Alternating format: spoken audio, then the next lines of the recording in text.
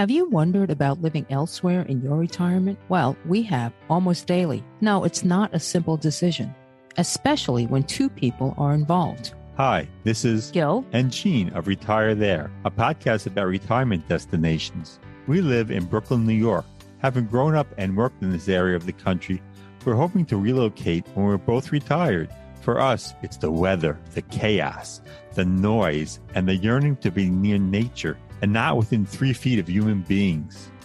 That's right. In February 2020, we embarked on our journey to find that special place. We spent a week in Winter Park, Florida, which is beautiful, but something said it wasn't for us. As we were planning for the next trip, the pandemic arrived. Gene then gave birth. I gave birth?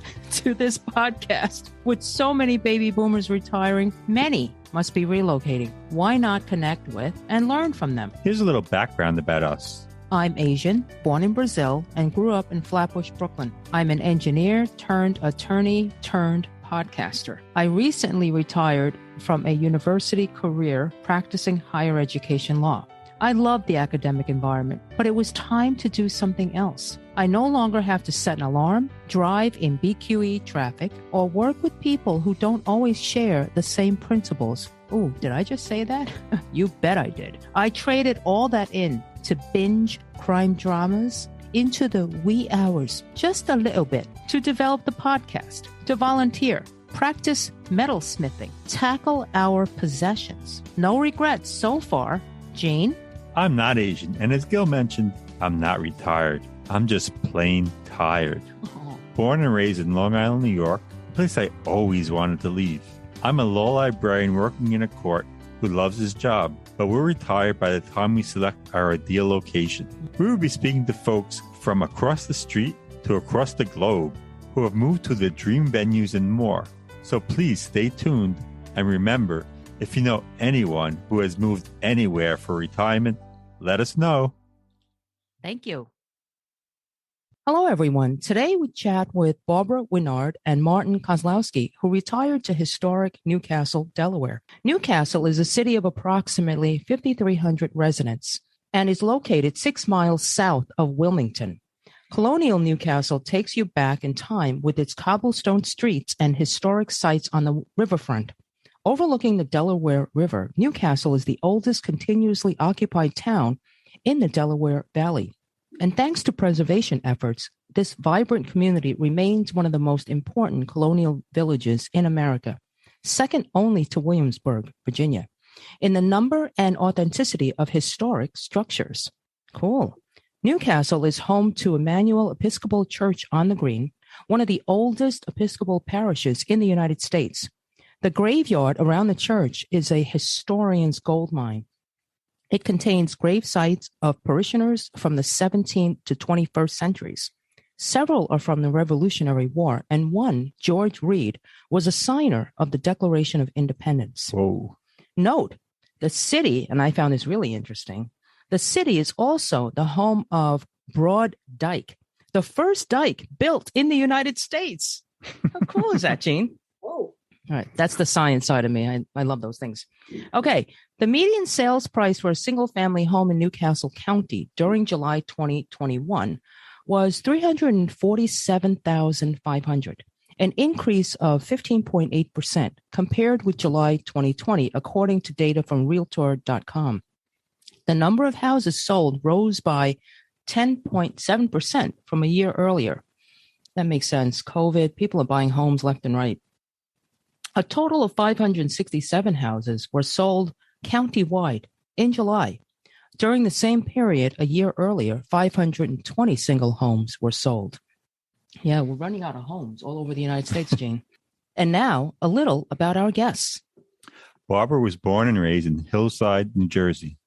She received a bachelor's in English literature and master's in journalism from Boston University. When she was 55, she went back to school and earned a master's in gerontology from the University of Southern California. She's always been interested in writing and the elderly, and now she's one of them, says Barbara, which mostly amuses and inspires her. She seems to be involved in the over 60 female travel cohort online. It's a group that is growing quickly, inspired by dreams of bucket list travels after COVID. she adds. Unfortunately, Barbara was laid off from her 25-plus year job when she was 71 as senior editor for 2 online encyclopedias at Scholastic. Her fields as writer and editor with the encyclopedia included fine and performing arts, literature, media, anthropology, archaeology, and religion. Wow. She was previously a filmmaker and worked at WNET Channel 13 public television in New York City. Her job was seasonal, and she traveled on downtimes to Asia, Europe, and North and South America. When she returned from India one year, she called from a phone booth across from the Asia Society in New York and asked if they had work. Remember phone booths, Gil? Yes. They connected her with the head of the education department, who said he'd like to talk to her about doing films for American children about Asian culture. And she told them that she was across the street. She ended up working for them, traveling for work in Asia, and running their film program. Wow, that is so cool. My sister Anna also worked for the Asia Society for a number of years. Oh, wow. With Susan Hines, right? Oh, I know. So we both. Yeah. Of Heinz Ketchup. Yeah.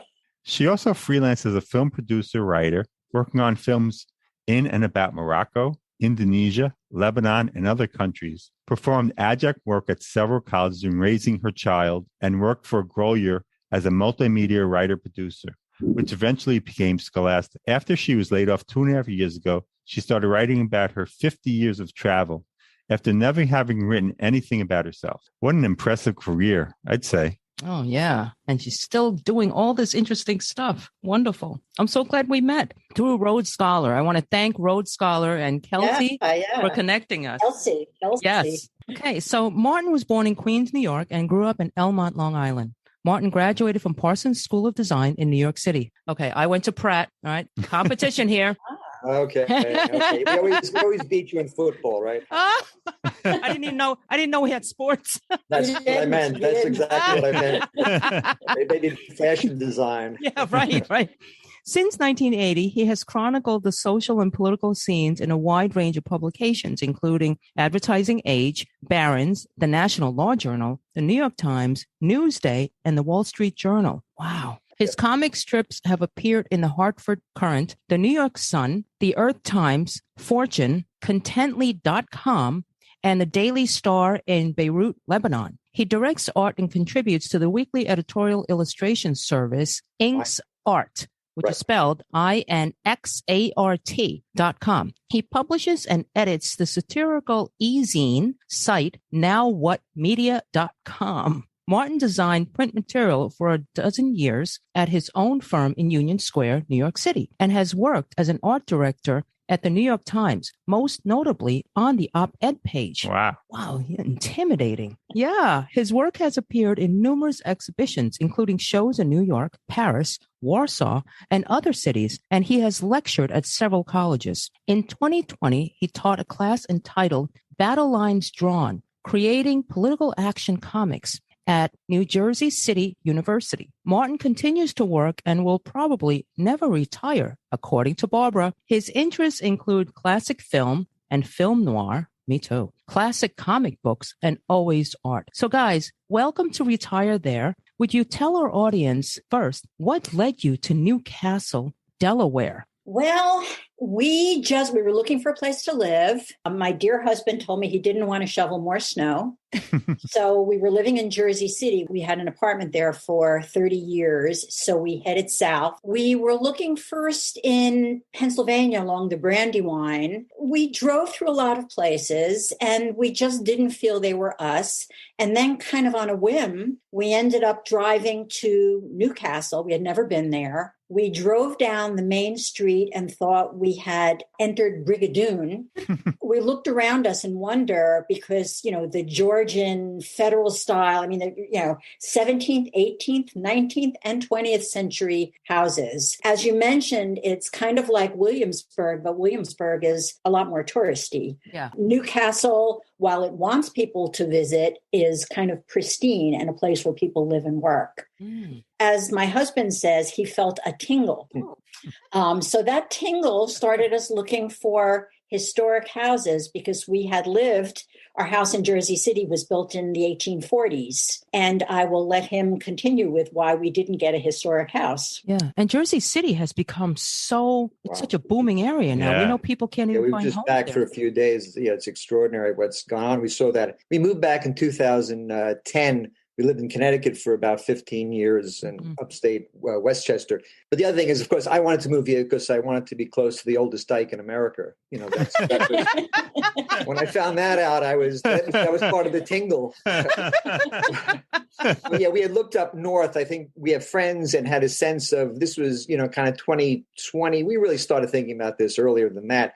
And we had looked around Woodstock, right? I mean, that was certainly, we looked in Saratoga Springs, a lovely town. But honestly, what Barbara said, it's not a joke. I checked online, and the average snowfall up there was as much as 6 foot a year, they claim. Oh my God! And I'm just at that stage where I didn't want to deal with that. Absolutely. And part of my attraction down here too, as Barbara mentioned, the Brandywine. Being an illustrator, I was very much aware of Howard Pyle and N.C. Wyeth, all the illustrators was Andrew Wyeth. Yes, Andrew. So I had there was a romance to the area, I think, for me. So we started looking down here. And very much what you said, we came down the main drag and we said, what the heck is this? So we did look around, found a couple of older places, right? We were, we did make bids once or twice and lost out on the older properties. It was an 1862, was it? Was that place? Yeah. In Newcastle? Yeah. Oh, wow. And it's funny, we ended up just because of the real estate market. I mean, it was very easy for us to sell our place in Jersey City. And we made 6 times what we paid for it. Wow. We bought it in 1991. Wow. That's when amazing. Jersey City was down. That neighborhood was pretty down. We ended up buying a place here, cost a lot less, much less than. So it was a chance, because I'd been laid off my job and Martin's a freelancer. It was a chance for us to really be more comfortable about our finances. Yeah. That's the main reason we moved. We do love Jersey City, and I'm a city person. Yeah. So coming to Newcastle was a different experience for me than it was for Martin. We ended up getting a house that was built in 1997. Right. Oh, okay. And it was like one of the few houses around that was made to look. Yeah, it looks. So we were disappointed we couldn't find a historic house. And since we've been here for 6 months, we are kind of very happy that we didn't find a historic house. Yeah, While we did put a lot of money into it. Yeah, comes with historic problems. Work, it's, our roof will probably last longer than a house built in the 1790s. Yeah. And, we sort of can appreciate that. We don't live in a historic house. So we traded the charm a little bit. Yeah. But it was more circumstance than what was available in the market because when we were looking, as you were alluding to some of those numbers at the beginning, I mean, it was explosive around here. Yeah. We even did look in Wilmington. There's some really very nice neighborhoods in Wilmington. And as soon as they came on the market, if it was at all attractive, it just disappeared. It was snapped up. Oh, wow. And so too here. And frankly, part of the mechanism, we were waiting for the sale of the house to have cash in hand. And we found, because, I guess your show is a bit about the real estate aspect, cash in hand made a big difference. And we did miss out on a place here in town, and maybe for the best, as it turns out, because, we were waiting, for the money to kind of come through. And even though we outbid the other people, the sellers preferred to have the cash in hand. Amazing. So that's another, aspect of it. But, it's a hot market, as you mentioned, and particularly here in Delaware in general. Right. And, one other thing is that we have found there are people in this town who have lived here for generations who are like, in the 18th century, whatever, their ancestors arrived. But there are a lot of people moving in, as with many places. One thing I did do is when we moved here, I kind of searched out people. I've been a researcher all my career. I searched out people who had moved from our area to see how they liked it, how they, was it really an amazing change in their lives and how they felt about it. And actually, we have met a number of people who are from the tri-state area and around the city. And it's really been helpful to us because they gave us advice. We made friends. It really gave us more of an idea of like what it was like to live here and how we could succeed in living here, spiritually and physically.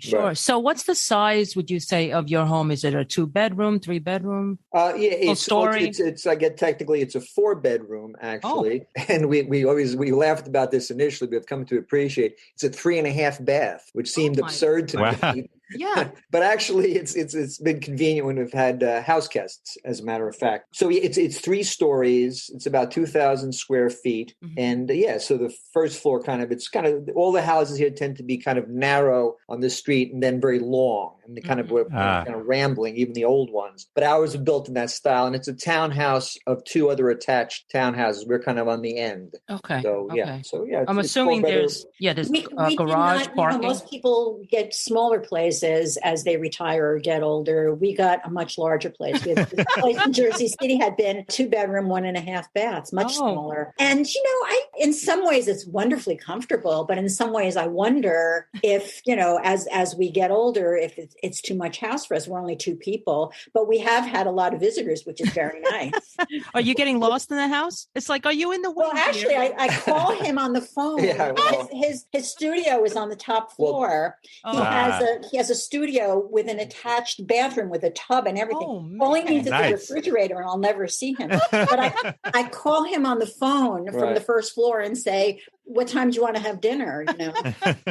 Well, but it is nice because the kind of work I've always done, I have tons and tons of posters and paper and all my work. I mean, literally thousands of drawings. Sure. So for the first, it's kind of a lesson. We moved back, as I mentioned, to Jersey City in 2010, and there we really downsized. It was a lovely place. It was a duplex, 1,300 square feet from Connecticut, but we really had to downsize. And I don't know, it's that lesson. If you haven't looked at the thing in 10 years, probably throw it out. We moved back here. It was an exhausting process, but actually I got to see things I hadn't literally seen in 10 years because they were kind of all put away. Yeah. So, I think it's a pretty good balance. Yeah, there are times it feels like it's a lot, cleaning and so forth. But it's been great for house guests. Is that fair to say? It's been great for house guests, but not great for leaf cleaning. That's right. Lots and lots of leaves. Well, you mentioned a townhouse. I assume there's garage spaces and parking for your guests. There's a small parking area behind the house where we have 2 spaces, and we park right in front of our house, which, one of the things on our list,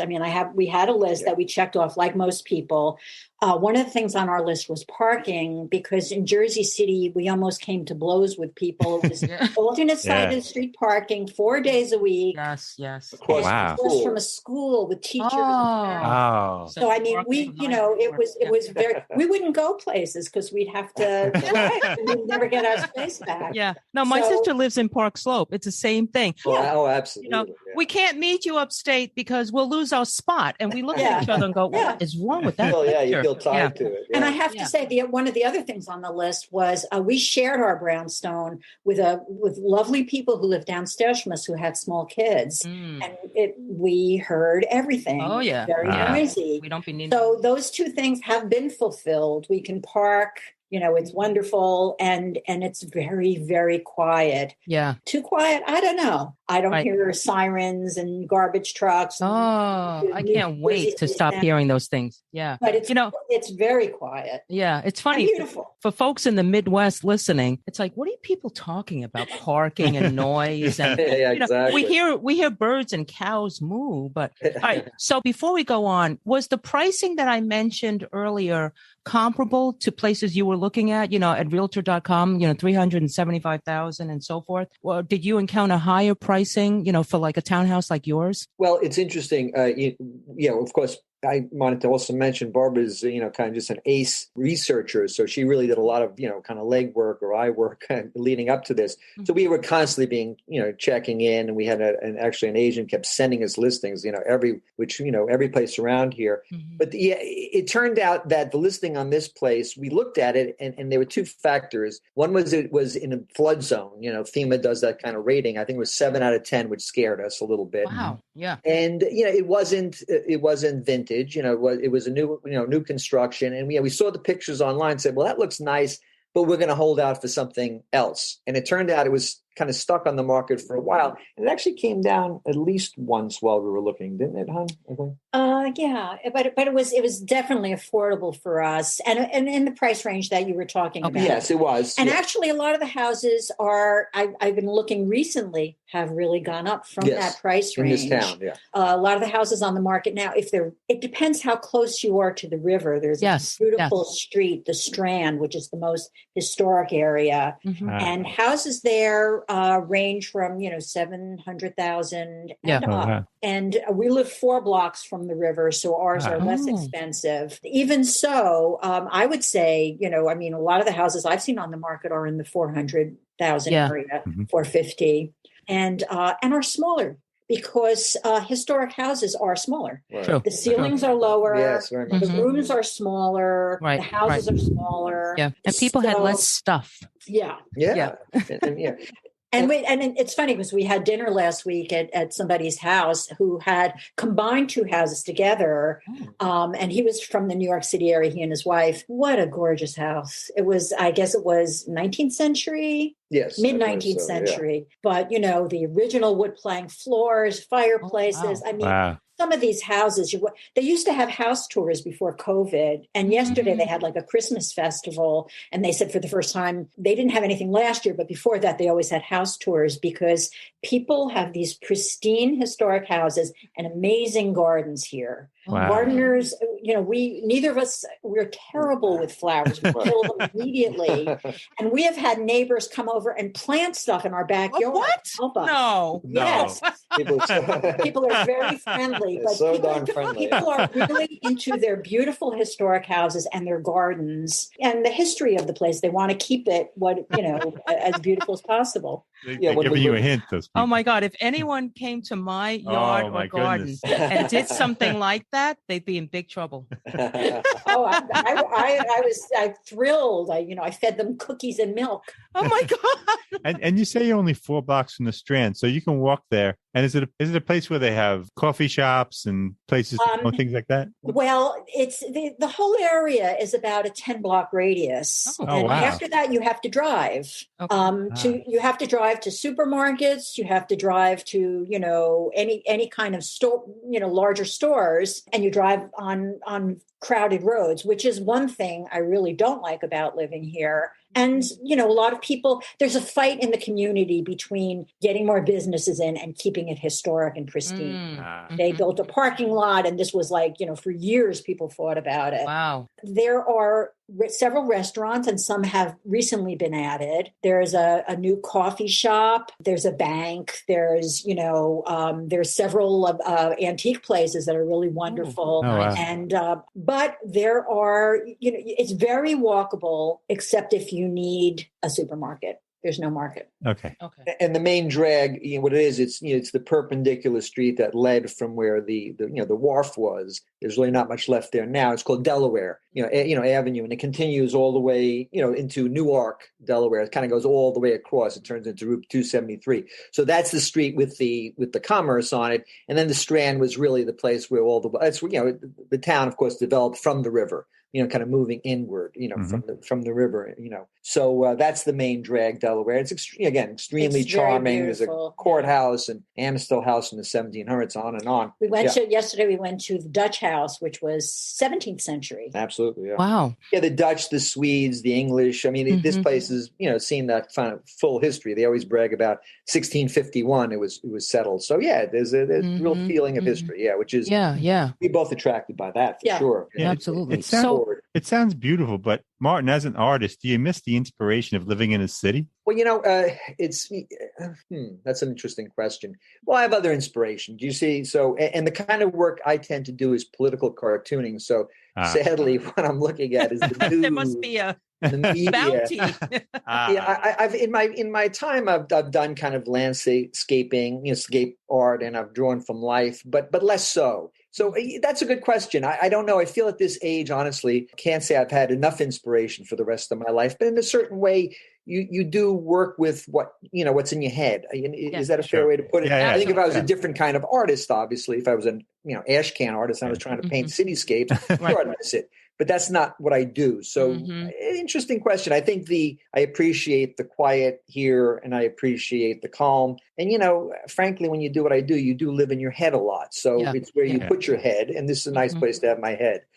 I love that. No, that makes sense. Because I am very inspired by the city a lot more than Martin has been. Although for what I'm doing now, I'm doing travel writing. I research online, and I haven't been traveling, so I'm kind of in my head as well. But I do miss the city. But I find that the older I get, the more difficult it is to get around the city. And I was going in less. I got a bum knee, and actually I'm writing now about mobility issues and travel. So I mean, being around here, you do drive more for sure, and that's something to consider. But, you can take beautiful walks as well. Well, I think what I was going to say, too, though, because we just did spend 4 days or so back in Jersey City. One of the attractions here, frankly, was also because of family and friends and so forth. We're 2 hours away, literally door to door to Jersey City. It's 120 miles, but it's all 95. And, of course, all highway. 95 can get sticky. But, I mean, generally speaking, that's fair to say. And we've also explored some of the local. Exploring Philadelphia is very much closer. Baltimore is quite close. So Atlantic now and have access to some other things. So one thing that, Gil, on one of the other shows I listened to, you were talking about being near airports, international airports, how important that is to you. Yes. We are a half hour away from Philadelphia International Airport, which I thought that was only half an hour. Nice. However, when my daughter visited us from London, we found out that plane fares in the New York area are just a lot cheaper. So she flew into Newark. We had to drive up to Newark to get her. So that's something for people who move to consider as well. Yes. They may be near transportation, but what is the cost of transportation? Right. What kind of transportation, is it? We're near the train. We're right on the train line. We're 10 minutes from the main the Acela train, that goes wow. the East Coast. However, if you don't buy tickets considerably in advance, it's very expensive. Wow, that's really good to know. So those are, you could, it's kind of like, I'm working on this article right now about, what we wanted in a new place and having been here 6 months, how it turned out. So we're finding out things that were on our list, but are different from what we had thought they would be. Yeah. Before we go on to that list, I want to explore that. Can we talk a moment about taxes? I mean, you guys would know, of having lived in Connecticut, New Jersey.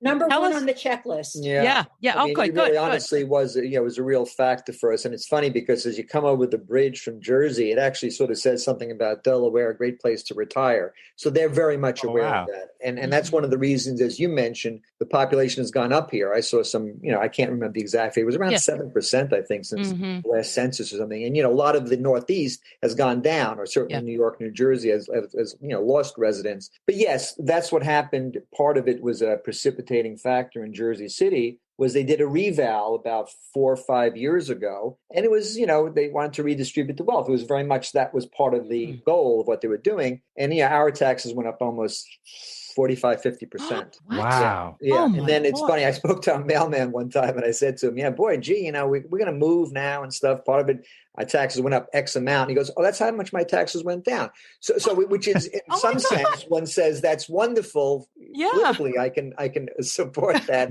But there are real life ramifications. And it drives people like us out of a place. Just something to take into mind. It was a different perspective. Wow. Perhaps when we talk about taxes anyhow. So because of that, our taxes here are typical. Well, our taxes in Jersey City were about $14,000 a year. Wow. Taxes here are around $2,500. Wow. So the savings there alone is kind of extraordinary. And there's no sales tax in Delaware. I don't understand quite how they run the state. And we meet people and we say, hi, we just moved here from Jersey 6 months ago. Their eyes glaze over because everybody has moved here from Jersey. I think they do kind of, there might be a little resentment. As I think you folks know, North Jersey and South Jersey are very different experiences.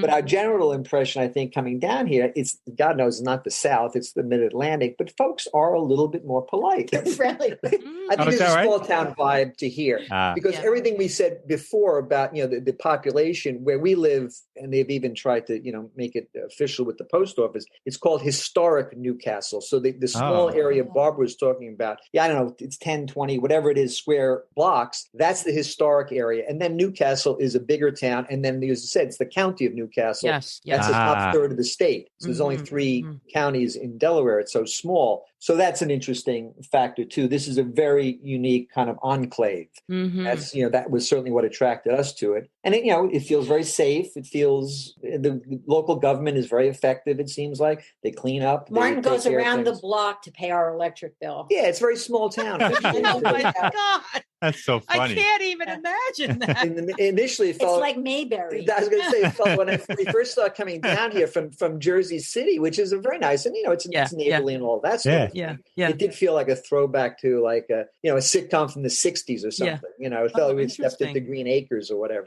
So it was very interesting. And I have to say, I think a lot of people. I think a lot of people are the way we are. We started looking in a presidential election year. We don't want to live surrounded by people who think exactly the same we do about everything. However, we wanted to live in a place where there were people like us who had similar outlook on the world and our country and stuff like that. Yeah. So that looking in a presidential year was useful because we saw banners, decals.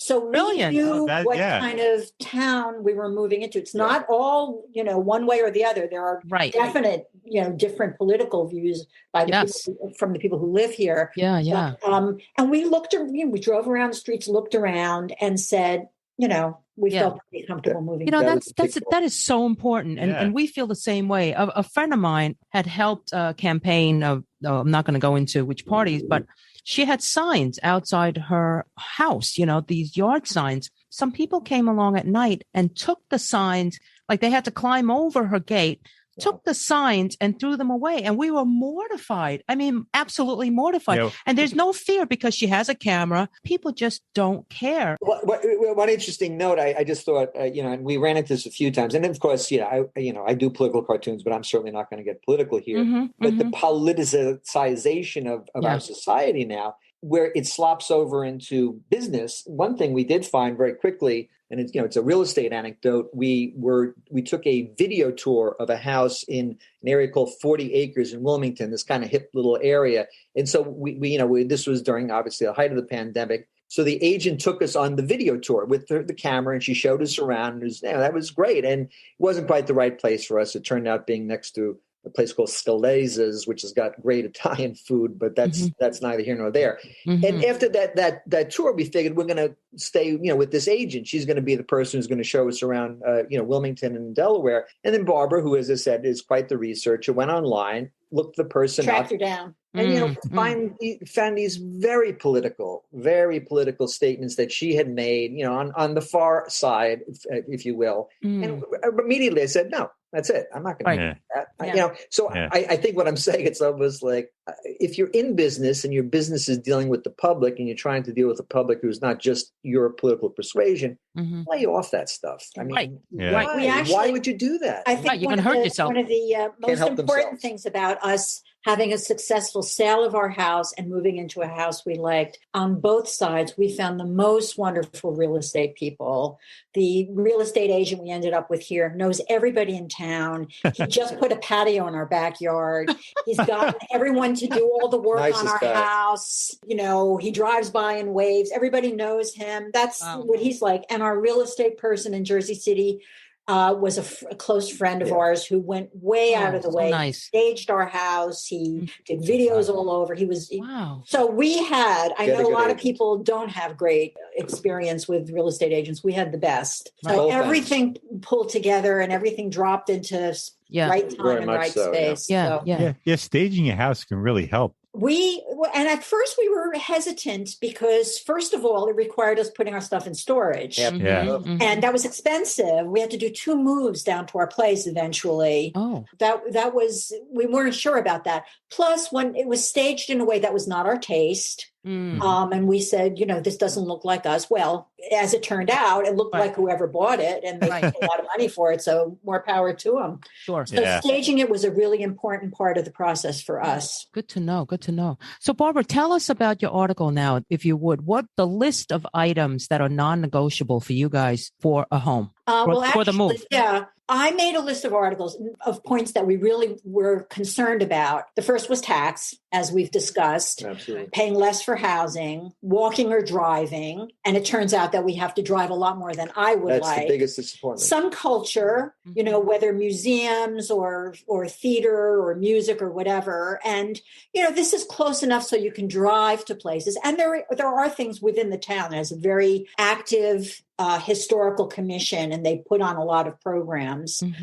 Historic charm, which we didn't get in our house, but as we said, that was okay. Neighbors, medical resources. Yes. Okay. Actually, that turned out different than we thought it would be, because when we moved here, we found there was a shortage of primary care physicians and long wait times to see doctors. Wow. So we ended up trying out, we had never done this before, a concierge doctor, where you pay a certain amount of money, and you can stop at any quarter. You don't have to, you're not locked in for a year. Okay. And that has turned out to be very good for us. Yeah. The times we've needed to see a doctor, first of all, he has a million recommendations, which have been good so far. Okay. And he immediately calls back. We can see him, very quickly after we call. So that was something that turned out That's a great option. Can you explain a little how that works with a concierge doctor? Yes.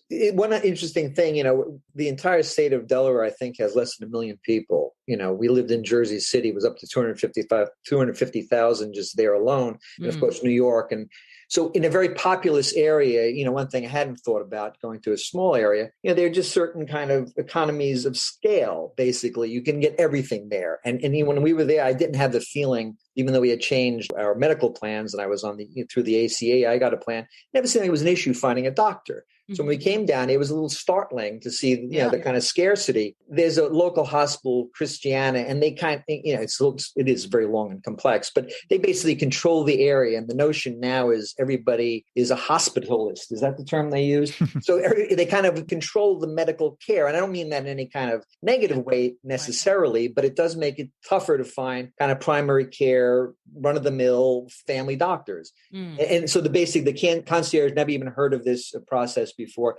Yes, you pay a yearly fee for access, in essence. That's what so you, in addition to, it's not covered by insurance, it's just out of pocket. We're both paying a certain amount. We're trying it out. Yeah. And so far it's been good for us. What are the costs associated with hiring a concierge? Well, on a yearly basis, we're each going to have to pay about $1,200. Right. Oh, okay. Okay. And is it all you can eat? Can you go as many times as you want? Well, you can eat. All you can eat, as per what your insurance company is going to pay for. Well, I'm on Medicare, so mine is paying for fast food, but I love it. But yeah. So it's an interesting concept. It was at first, frankly, frustrating and seemed a little outrageous. Right. But that seems to be the way that it works down here, and so far so good. But we're 6 months in, we shall see. Okay. One other thing in the article I'm writing that I wanted to mention for people who are considering a move is the importance of social media. And a lot of people, and sometimes older people are not into, Facebook and Instagram and all that stuff. And because I was very active on this over 60 women travel and meetup, and know a lot of women like me, someone on my group who I just met briefly a couple of times said, "Oh, I know somebody who lives in historic Newcastle." Oh. Turns out she lives on my block. We're now best friends. The first week we were here, they threw a party for us and invited, 20 people. Yeah. Wow. Who introduced us to other people. Yeah. And I find that also the town has social media. So we know about every talk, every play, every historic reenactment, whatever. I feel that social media has made it easier for us to feel comfortable in this town. And even before we moved, it was useful for us to talk to people who lived here, to find people who lived here. And what's the makeup of the town? Is it a mix of young families and retirees, or how does that work? Well, it's interesting, because of the circles we run in, as it were, or hobble in. It's been mostly an older crowd. We've seen. And it's funny, we were just talking there, the Mercury, this coffee/tea shop, I guess, just opened yesterday. And we talked to a kind of an older time resident here, and he was excited that he was seeing more young families. So the point is, across the street, we have a young family. There's a school bus. There are 3 schools or whatever in town. There's probably more than that. So, I mean, there are children. There are young people. We see, joggers and stuff. But our circle is more a little. So my impression is it was skew a little older, right? Is that probably fair to say? Absolutely. It's certainly fairly diverse. The town itself, outside of the historic Newcastle, is very diverse, and Wilmington is very diverse, and the state is very diverse. And frankly, that was an attraction too, because it kind of dovetails with the political aspect of this. And our block, we're a few houses down from an African American church that was important in the Civil War. Oh, it was part of the Underground Railroad. Yeah, it's funny. This block, which is about, we're on 4th, so we're basically 4 blocks from the river. Yeah, a lot of slaves were freed. This is Emancipation Proclamation. Were freed and came up here to Delaware to live. And this was a block, an area where that was actually happening, where they had moved in. So there's all kinds of interesting history. And we kind of get off on that. We like it. And, that's part of... Except the funny part of it is that we've been asked to be part of all of the historical reenactments. Yesterday we had a Dickens Christmas and people walking around in costumes. And then, I said, should I be the Artful Dodger? I wasn't sure. I didn't have a costume, but they also have a haunted house tour for Halloween, and I was asked to be a ghost. I demurred. Yeah, we saw our neighbor, and he was dressed up kind of Dickensian garb. With kind of like they were double button fly on his pants. Oh my goodness! Making jokes about that. But no, he's a lovely guy, and he's very involved with that. A lot of the folks, that's the thing. A lot of people here, have been here forever. Mm-hmm. Apparently, a lot of the original settlers, as it were, or the English ones. Where William Penn deeded this land to these families, and in some instances, the families still, or their descendants still live here, which is kind of wild. That said, we are not real joiners. No, really.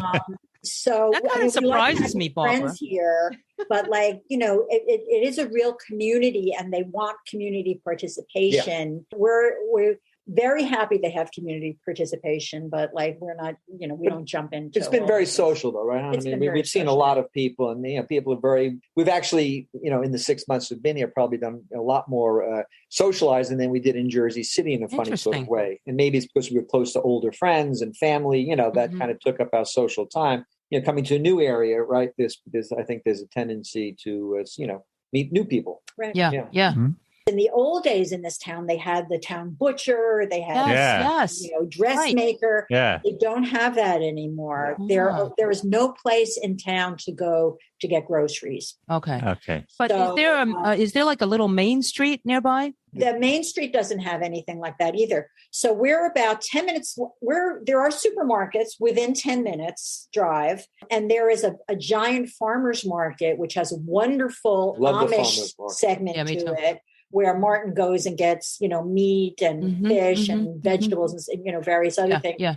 And so that's good. But you do have to drive on highway-like roads to get anywhere, which is something I haven't had to do in 15 years. Yeah. Sure. So what else is on your list, Barbara? Did we miss anything? Any of the highlights? Let me see. Actually, I have it here. Talked about housing, healthcare, airport, which is important to me. Yes. Taxes. Crime and safety. Yes. It's very funny because, this does feel like a little safe enclave, although I do have to say people do have security systems. As you walk down the street, you see they have them. But the most interesting thing is, even at the beginning when we drove through, we saw packages on everybody's doorstep for Amazon packages and, various other packages. Mm-hmm. And they'll sit there. I mean, I don't want to advertise this. Thanks a lot, Barbara. Thanks a lot. Yeah, we invite the criminals too, Yeah, if you want anything free, just come on down. Well, it's interesting because we have in our area of Brooklyn, there are a lot of cameras as well. And we're actually I would say, Gene, and he's looking at me now, we're in a safe area in Brooklyn. People do have their packages stolen, but because of where our house is, and I'm not going to publish that, our packages are thrown outside. And sometimes I say to the FedEx or UPS guys, do you see there's a little container here? It's where I keep my garden hose, and it's in this, nice little container. I'm like, just nicely put it in there. Don't toss it. So we've been fortunate. Okay. The other thing was, this thing, the list versus the tingle. Yeah. Where, and this happens, and I'm sure you've heard in your interviews with couples, one couple is very sensible. One member of the couple is sensible, has the list. This is how much we want to pay. This is where we want to live. This is what we need. And the other person isn't this place great? It's gorgeous. It's, it's inspiring. I see thumbs. And there. I do have to say that we share both of those. Because he's an artist, so right. He's the one who came up with the idea of the tingle. Sounds right. And I think the tingle in some ways is dangerous because it makes you ignore some of the things on the list. Yeah, sure. If we had known some of the things that we found out before we moved, would we have done it differently? Probably not. Good. As I said, driving to get groceries, bugs me. Or driving to get anywhere bugs me. Me too. And as I get older, it may bug me more. Absolutely. If something really, you respond to it, the feeling of a place, maybe it is meant for you. And of course, nothing is permanent. Good point. To people who have moved to other places.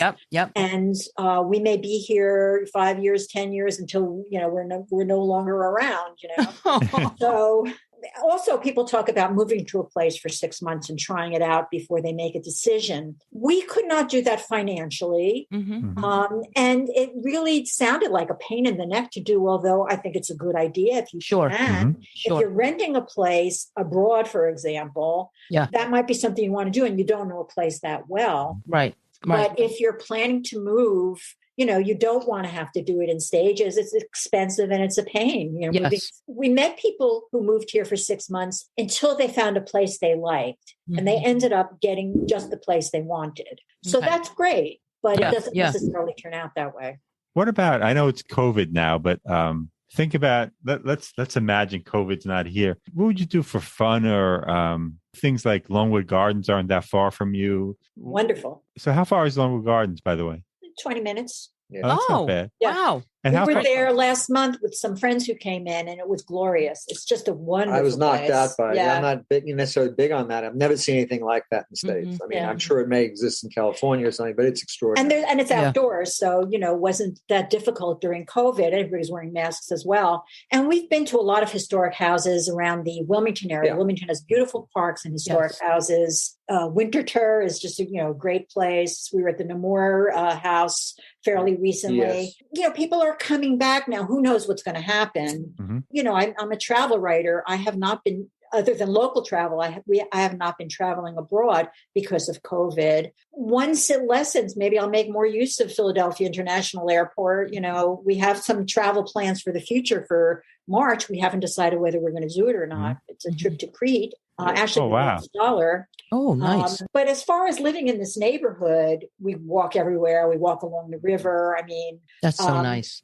People mask more in New York. People, you go into a restaurant, you go into a museum, they ask for our card, our immunization card. Down here, it's not quite as strict, although we are very careful just because of the times. Yeah. And what about, how far is Philly? It's a 35 minutes straight run. If you, with traffic, I've gone to the doctor several times in Philly, and it's taken 40 minutes. Yeah, within an hour you can get there. Certainly. Okay. So there's so much an hour for parking and getting to the once you get into the city, to Philly itself is like 35 minutes. Yeah, Baltimore is relatively close. It's about an hour and 20, 30 minutes. An hour and 20 minutes. And it's about 2 hours to DC, I think, something like that. So it is. The other thing here, we were talking about the river front itself is not really developed, but what it is there's a really huge park. When I say huge, it's very stretched out, called Battery Park. So we're constantly walking down there. Yeah, and they have a trail. Beautiful. There's a lot of bicyclists around really here. Nice. They have a trail that goes from near us in the river, goes 7 miles right into the Wilmington riverfront. So you can bike to Wilmington and back. It's a beautiful trail. It's a walking or a bicycle trail.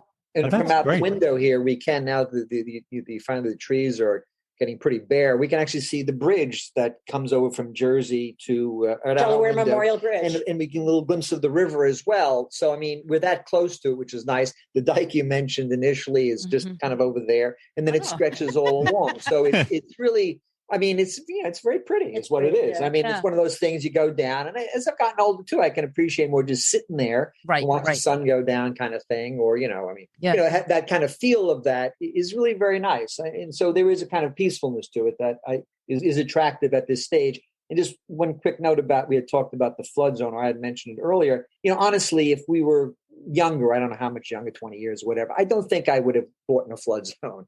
I think that is a consideration with age, because part of the notion of your show, I guess, is retirement. And I don't consider myself retired. And as Barbara said, I am still, getting stuff published and working and so forth. But I can, I'll be doing that as long as I can, as they say, hold a pen. Mm-hmm. But I don't think I would have, gone here, because I do think that's a huge issue with the coasts of America, the world, of course. But I'm thinking in terms of we don't have a basement in our house. Oh, wonderful! Which is that's good. Yes, right. I forgot to ask that. Yeah, I do not want a basement. Everything is on the first floor. I think you have to really start to think seriously about this, just in the world which we live. The tides are rising. Yeah, and we do not need flood insurance because we paid cash. Okay. But if you get a mortgage, you have to have flood insurance. And flood insurance for a house like this is probably about $900, $1,000 yeah, about $1,000. My brother lives up on Cape Cod. He owns a large building on the main drag, and he pays $4,000 a year for flood insurance. Wow. And actually we have not yet purchased flood insurance, although I talk about it a lot because I think we should have it. And I think another draw for us is we've always lived, I grew up on Long Island. So, we had, some access. I wasn't on the water, but close to the water. Mm-hmm. And I've always lived I've always lived kind of around the Hudson for a long time. We lived in South Salem for a while. We certainly lived in Jersey City. I lived in Hoboken. Mm-hmm. Being near the Delaware is a real draw. So, I mean, that's something else. I don't know, how basic that is. And it just maybe it isn't purely nostalgia or not. But I can't imagine, you mentioned the Midwest earlier. I can't imagine living in a large kind of landlocked area like that. I agree. So this is very appealing. And clearly us and, much of humanity wants to live on the water. Yeah. And it is an issue, with the rising sea levels. So that's going to be an interesting problem. We're not that far from the beaches in Delaware. And a lot of people retire there. I wrote an article about other places to retire in Delaware. Right. Oh, good. And a lot of people, too many people probably, are moving down to Rehoboth, Lewis, Bethany Beach. Yes. The traffic there this summer was horrible. Oh. But they're also building over 55 communities, like within several miles of the beaches, and people are flocking there. They're new communities, a lot of them. And you can take a ferry from Lewis to Cape May, and so you're on the Jersey Shore. Right. So there are a lot of people moving down from the tri-state area and other places who want to be near the beaches. Yes. But the problem with being near the beaches in Delaware is that they're very expensive, those towns, right? They're very expensive, which is why people are moving. They're several miles back from the beach. Mm-hmm. And, they're not cheap either. They're going up, but they're less expensive than living closer to the beach. Closer to the beach is really expensive. On balance, the state is cheaper. Biden just bought a house and built a house at Cape Henlopen. Beautiful. Henlopen, National Park, which is a gorgeous park. It's really nice. Good for him. Good for him. Because I have two sisters that live very close to where you guys are. They're on the Pennsylvania side, but right by, by Wilmington. Tri-state area. Right by Wilmington. They say tri-state. It made me laugh when we moved. I know. When they say tri-state, I say, wait a second. I don't see exactly. New York, New Jersey, and Connecticut. Hold on. Right. For New Yorkers. Everybody's got their own context. Exactly. But I want to emphasize that I do not want a basement at all. During Hurricane Ida, we had some water in our basement. I would say more than some water. For us, it was the most ever. It wasn't that much, though, yeah. Yeah, but the almost, I would say 7/8 of the basement was covered, as opposed to in the area, not height. No, not height at all. Not height at all. But the entire, and when we purchased the house, the previous owners it was their home office. Physician's assistants were down there. So they had it carpeted wall to wall. Well, guess what? We pulled that all up, and now it's just like the glue that's left. It's disgusting. And so we have a big project, and so the issue of a basement has always been sore for me, other than the thought of basements are scary, and who needs to go down there? But we do, for laundry reasons. So when we move, right, and we're likely going to stay on the East Coast because it's just so comfortable here, and the diversity and everything else, we're used to it. So where you guys are, you made a great decision. I envy you. And it's something that my sister's being so close, in that Pennsylvania area, and the beauty of Longwood Gardens. And, we went there, two winters ago, not COVID. And we went through the holiday festival. Yeah, it was just unbelievable. Yeah, there's not much to compare it to. Yeah, we have good friends who always go to the Bronx Botanic, I have to say, Brooklyn Botanic. Another complaint I have about Newcastle is that, and it's about Delaware in general, the bread tastes like you're eating a pillow. Oh, that's so fun, Barbara. Jersey, actually, bread, we drove to Philadelphia to find good Italian bread, Italian loaves, particularly Italian, and it was worth it to drive to Philadelphia, but the bread still wasn't as good. So when we were in Jersey City, a couple of days ago, Martin went to Antique Bakery, our favorite bakery, and brought back how much bread did you bring back? Well, we had the eggplant bread, and we gave it away.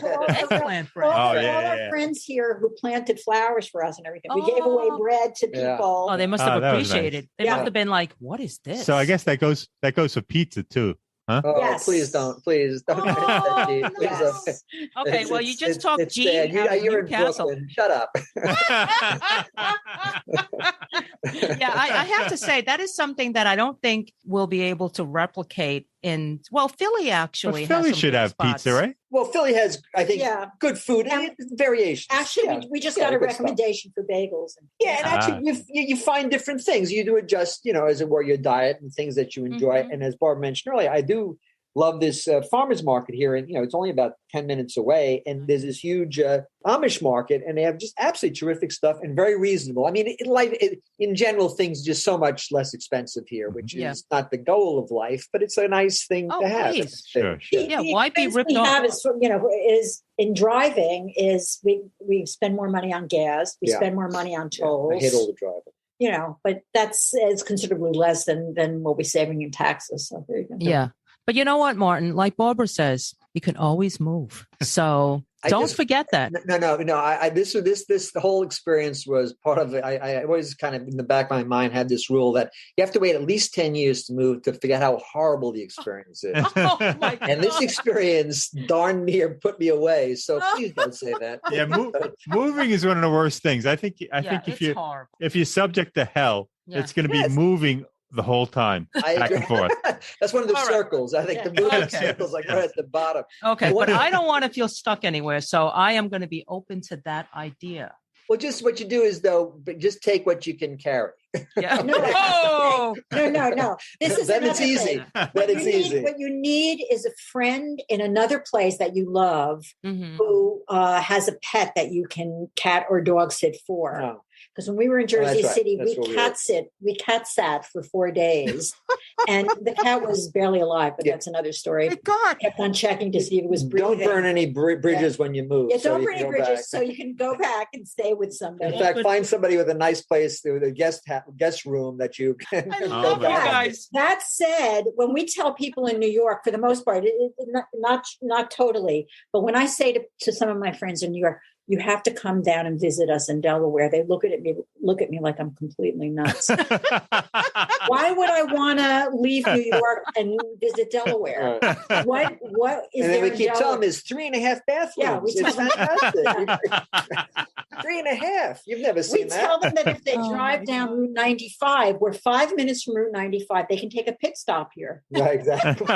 Last stop before. Okay. Well, on that note, you guys are lovely, and we're very close. So if we drive by 95, we'll come plant some. Listen, I will plant some really interesting flowers in your yard, and you will know that it was me. You will know it was me. Please bring flowers. Yeah. Okay. All right, guys. And thank you so much for your time. Okay. This has been a wonderful session. Absolutely. Okay. And we'll be in touch. Thank you. Okay. Bye.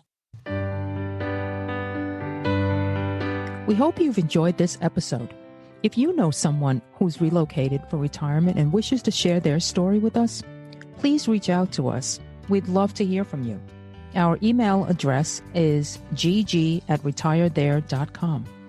Our website is retirethere.com, And you may follow us on Twitter at retirethere_. Now, if you've liked our show, please subscribe and rate it in Apple Podcasts. In the meantime, be well.